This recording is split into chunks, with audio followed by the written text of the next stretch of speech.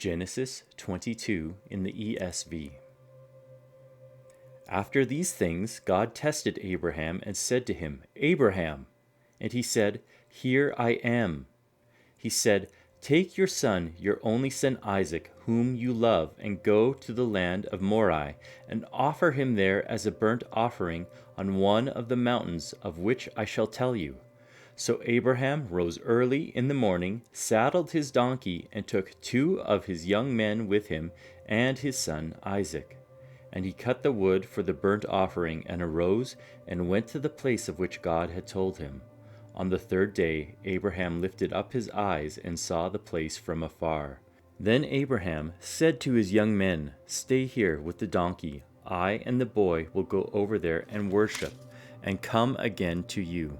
And Abraham took the wood of the burnt offering, and laid it on Isaac his son, and he took in his hand the fire and the knife. So they went, both of them, together. And Isaac said to his father Abraham, "My father." And he said, "Here I am, my son." He said, "Behold, the fire and the wood, but where is the lamb for a burnt offering?" Abraham said, "God will provide for himself the lamb for a burnt offering, my son." So they went, both of them, together.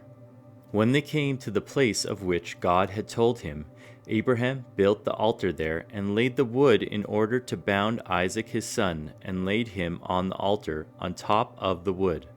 Then Abraham reached out his hand and took the knife to slaughter his son. But the angel of the Lord called to him from heaven and said, "Abraham, Abraham." And he said, "Here I am." He said, "Do not lay your hand on the boy or do anything to him, for now I know that you fear God, seeing you have not withheld your son, your only son, from me."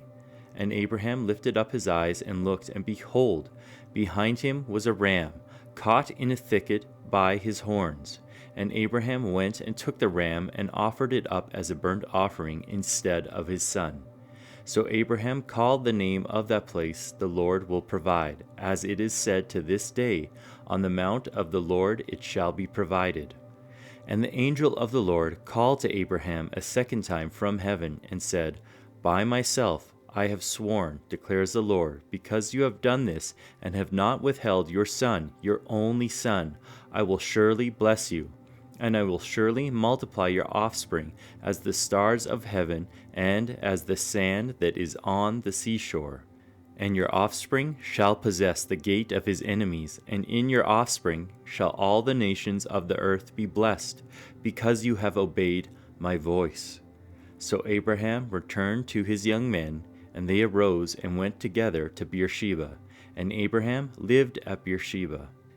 Now after these things it was told to Abraham, "Behold, Milcah also has borne children to your brother Nahor, Uz his firstborn, Buz his brother, Kemuel the father of Aram, Chesed, Hazo, Pildash, Jidlaph, and Bethuel. Bethuel fathered Rebekah.